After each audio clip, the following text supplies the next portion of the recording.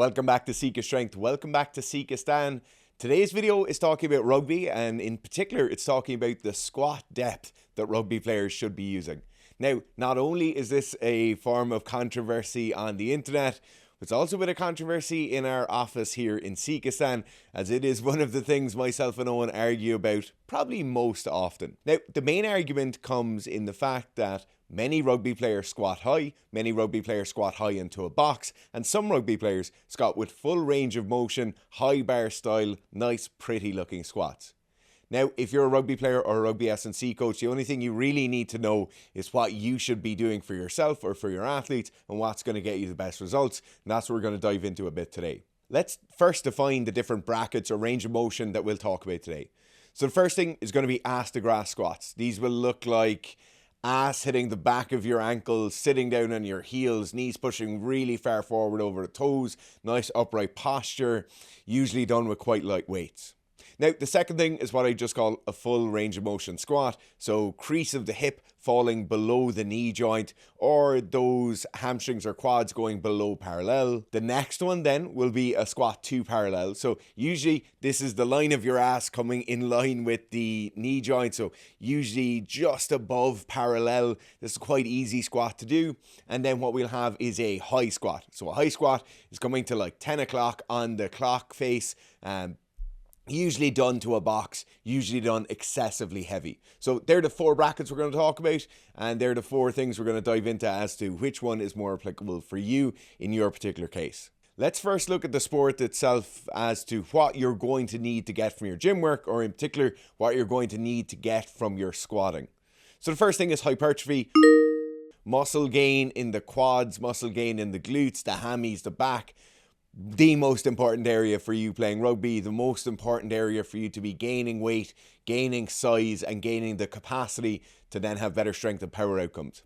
Now, hypertrophy is an interesting one. More range of motion, more volume through that full range motion is definitely going to be seen to get better results here. So if you're purely seeking hypertrophy, like in the off season when you're looking to gain a bit of weight, then the full range of motion squat or the squat below parallel is definitely going to be more beneficial to you, but we'll get into that in a sec. The second area we're going to look to develop as rugby players or as rugby S&C coaches is strength. So the ability to produce the most force possible to contract as hard as you possibly can. Now, the stuff on the strength literature is very, very interesting, but I think what's going to be more interesting, or where the range of motion stuff's going to come into it even more, is in our third aspect, and that is power. So that is the ability to produce as much force as possible, as quickly as possible. The ability for you to contract as hard as you possibly can. Think about throwing a punch, the ability to throw that fist as quickly as you possibly can. Now, this brings us on to our next thing of outlining before we make our arguments here, and that is our three distinct phases of the season. So you're going to have in-season play. So this is when you're playing rugby matches, you're training on the field quite a lot. You're not really going to have a massive amount of time for gym work. You're going to have an off-season block where you're not playing games, you're not on the pitch a whole lot at all, and you have a massive amount of time in the gym, and more importantly, a massive amount of recovery capital available to you.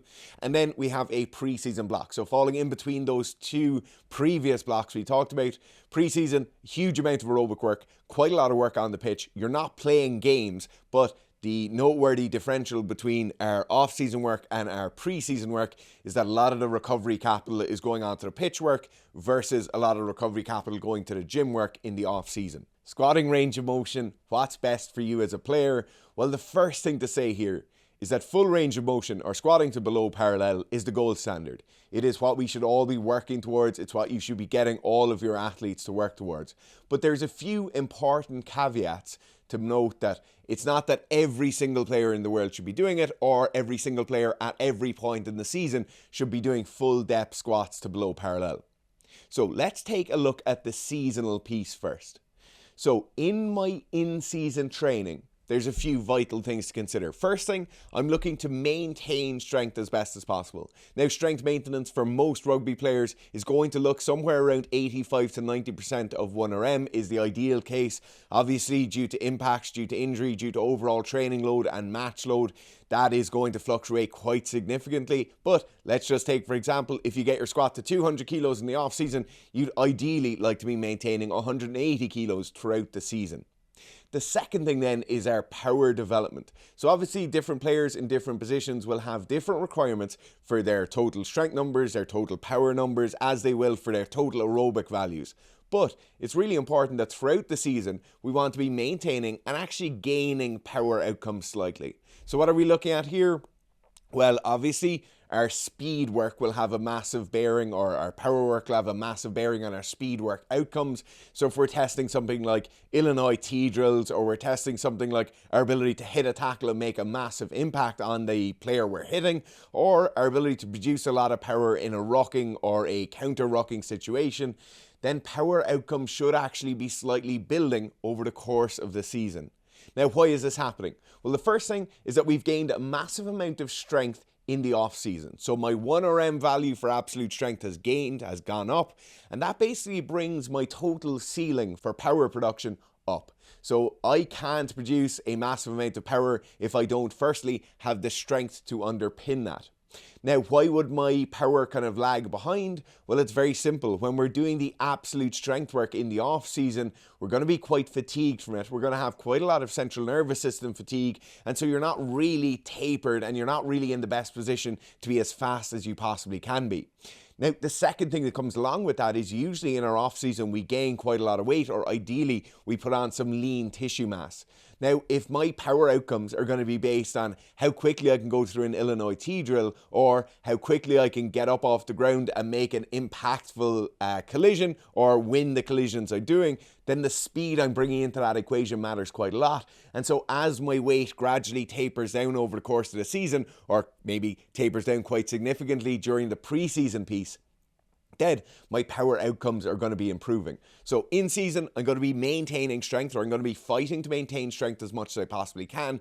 And I'm hopefully going to see a gradual gain in those power outcomes. So what does that look like for my squat? Well, for maintaining strength numbers, then we want to do a couple of things. We firstly want to maintain muscle mass and muscle tissue. So I don't want to be going through massive catabolic phases where I'm losing a massive amount of muscle tissue. Ideally, I'll get a bit leaner and I'll hold on to as much muscle as I possibly can. Now, in those cases, those deeper ranges of motion are certainly going to be beneficial. But in the second case, where I want my power numbers to be going up, it's very important that the weight I'm moving on the bar and the speed the barbell I'm moving at is quite high. So I need to be pushing heavy weights fast to get the best possible power outcomes. So I have this juxtaposition here immediately. For my strength maintenance and my muscle tissue maintenance, I could be doing full range of motion squats at quite moderate loads where I'm controlling tempo. I know if I was a bodybuilder and I was doing that same thing, I'd maintain muscle tissue quite well. But in the case of the power athlete, imagine now comparing yourself to a thrower, want to be moving heavy weights as fast as we possibly can. Now, the problem here and where my juxtaposition comes in is that you're a rugby player, and a rugby player is only concerned with what they can do on the field. So if I was to do the really heavy squats, moving the barbell as quickly as possible in a full range of motion ass to grass squat, I'm going to induce a massive amount of fatigue on myself, and I'll probably actually limit the top end number I can get to here in terms of how heavy the barbell is going to be and how quickly that barbell is moving. So imagine if I was doing a squat to just above parallel, maybe even hitting a box at the bottom, I'm going to be able to move that barbell quite quickly. I'm going to be very aggressive with it, and the absolute number on the bar is going to be quite high. Now, in the case where I was doing full ass to grass squats with that same weight on the barbell is going to move a lot slower. It's going to be difficult for me to develop that power. And so maybe it's not the best thing in terms of developing our power. Think about that thrower again being as powerful as possible. So in season, if I'm going to be doing squats, I want to be maintaining my strength and muscle mass over here while peaking my power. What I'll probably look at there is moderate to high loads, quite moderate to low volume of training, and then I'm going to utilize that range of motion or manipulate that range of motion to ensure I have effective barbell weight, so effective load on the athlete, while making sure the barbell moves as quickly as possible. Now, in the ideal case, we have really good weightlifter style squats and everyone's squatting full range of motion. If you're not in the ideal case here, then you want to be squatting to around parallel, hopefully without a box, because definitely that eccentric loading and amortization phase of you stopping yourself without the box behind you is really beneficial. But in season, you want those moderately heavy weights moving very, very fast. And so if you have to limit the depth, make sure you're still going to parallel and you'll be good to go. Now, off season next. In the off season, we want to be gaining as much strength and as much muscle mass as possible. The best case here is full range of motion squats, whether it's front squats, whether it's back squats, whether those back squats are high bar or low bar. We want full range of motion squats. We want high volume, and we want to be pushing the volume and pushing the weight from week to week. So it's not a thing of just saying you're going to do 5x5s for those 8 weeks or 10 weeks of the off season.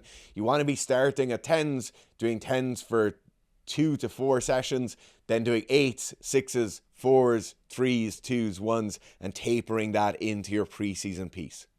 Now, in this season, I don't have the worry of having to moderate my load. I'm not on the pitch. My coaches aren't going to be looking at me and assessing how quickly I'm getting off the floor, how impactful I'm being in collisions. What my coaches are concerned with is me being as strong and as big as possible. So in the off season, I can put all of my recovery capital into my gym sessions, probably around 4 sessions per week. In at least 2 of those sessions, you're going to be squatting, and you're going to be squatting quite heavy and squatting with a lot of load on your back. Now, in this period of the season, the barbell speed isn't as important. What we're really worried about here is nice full range of motion squats with that good load that I'm pushing up from week to week and accruing a lot of volume at those loads. Finally then, in terms of periods of season, we have the pre-season block. We're doing a lot of aerobic work on the field. We're getting back into team training environments on the field. We have to pull a lot of our recovery capital away from the gym work. We're probably pulling it down to kind of 2 or 3 gym sessions per week. But in this phase, we're not going to be able to do the same amount of strength work. We're not going to be able to put as much load through our legs as we have been doing in the off season. Now, in this time, it's when we commonly see people going to those higher box style squats and really pushing those heavy loads very, very fast. Now, this isn't the best in terms of maintaining muscle tissue. This certainly isn't the best in terms of driving absolute strength numbers up. But what it can be good for is converting some of those strength numbers into higher power outputs. So when we're looking at things like winning collisions, when we're looking at things like being better at scrummaging, the power numbers are incredibly important. And so for that 4 to 6 week period, then doing those slightly higher box squats actually won't be that damaging to your overall progress. Right, so I mentioned at the start of the video, there are some caveats here. If you are under the age of, let's say 20, to put a random number on it, if you're under the age of 20, you're a sub-academy player or younger, if you're squatting, you should be doing high bar back squats to below parallel. Now, sometimes some coaches will like to bring in low bar. That's absolutely okay. We don't really like it, but it's okay. But you should be doing full range of motion squats, thinking about you developing yourself as an athlete going further into the future. Those full range of motion squats will allow you to be more powerful, have more muscle mass, be stronger, have better top end numbers, hopefully be more resilient to injury in the future, and it will also help you in terms of skill acquisition. So when you're going to do more advanced or maybe slightly more complicated S&C work in the future, you'll be better able to achieve those. Think about you going to do power cleans from low blocks or something along those lines. If you have full range of motion high bar back squats available to you, your body will be better able to adapt to those conditions that a power clean to parallel will put on you. Now, the opposite case of that is a player, maybe they're well into that kind of senior player bracket, they're in their early to mid 30s and they're starting to get into the S&C work a small bit more. If you're mainly concerned with S&C work for rugby and you've massive restrictions around your hips, your knees, your ankles, and probably your shoulders, then it's not realistic for you to really go and chase the full depth high bar back squat. It's just not. It's going to take a small bit too much time. And what you'll find happening is you'll start limiting yourself in terms of load, limiting yourself in terms of total training volume in search of this lucrative thing out there of getting full ass to grass squats. Now, that's a great thing to do. That can be very enjoyable. We have a lot of athletes who do that as a kind of personal quest, but it's not the best thing for your rugby. The best thing for your rugby will be finding reasonable squat depth, would be facilitating yourself to get there. So that might look like you getting some weightlifting shoes with a raised raised heel, which will help you get down there. It might be you using knee sleeves so you can push your knees forward and get a bit more quad development going on. It might be you using a box so you know what depth you're squatting to. And all of these things will allow you to actually get meaningful squat work done, which will make a difference to how effective you are on the field. Now, the final thing is the injury prevention thing that I mentioned earlier. So when we're looking at injury prevention, this is a massive holistic field. So it's not something as simple as you can do full range of motion squats and you can't. So this person over here is going to be more susceptible to injury. But what we really need to look at is the fact that the person who can do full range of motion squats is probably going to be auto-regulating their load slightly. So they're not going to be doing these crazy high squats where they're barely getting to 45 degrees with an insane amount of load on their back and accruing a massive amount of central nervous system fatigue. The other thing the full range of motion squat is going to do is ensure that we have a bit of play or a bit of slack in some of those joint range of motions. So imagine you're a second row rugby player and a scrum collapses back, and for some reason you get into a weird mangled knee angle or mangled ankle angle where your dorsiflexion is massively overstretched. In the case where you've been doing the super high box squats for your entire career, you don't really have any extra range of motion in those. You have the range of motion you need for scrummaging, which, if we're realistic, is around 90 degrees, and that's it. But if you've been doing those full range of motion squats where your knee is pushing way far forward over your toes, you will have a bit of extra room in that. That Achilles and calf muscle tendon unit will have a bit more flex and a bit more play in it. And hopefully then you'll be able to be a bit more resilient and a bit more elastic and hopefully get injured a bit less. Now, I'd love to hear your thoughts on this. If you've been training as a rugby player or coaching rugby players, what you do with your athletes, there are some unbelievable banks of data out there on those squats to parallel versus full range of motion squats, the absolute load versus absolute volume on the squats for rugby players. But I'd love to hear your personal opinions. If you have any questions, sikastrength@gmail.com is the best place to get us. And if you're a rugby player looking for off-season or in-season training programs, be sure to check out the Sika Strength app. You can try out any of the programs, you can look at them, you can just do a free trial, and you will be very, very surprised with how much progress you make when you're following a well-structured training block. Thanks very much for watching.